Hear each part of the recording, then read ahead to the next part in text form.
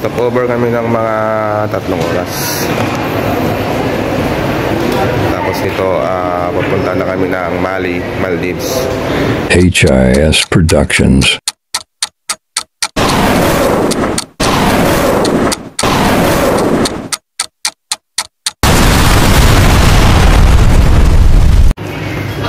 Kamusta? Karalating natin dito sa may Kuala Lumpur Airport. Stopover tayo dito. Babalik na naman tayo sa Maldives, no? Para sa isang project. Ito yung advance team namin. Nandito na kami sa may Kuala Lumpur International Airport sa Malaysia.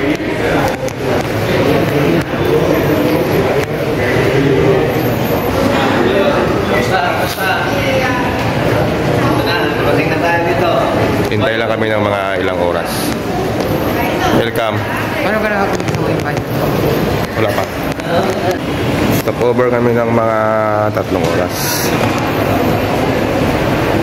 Tapos nito, pupunta na kami ng Mali, Maldives, no? Wala kasing direct flight ng Manila, Maldives. Kaya daan muna kami dito sa may Kuala Lumpur.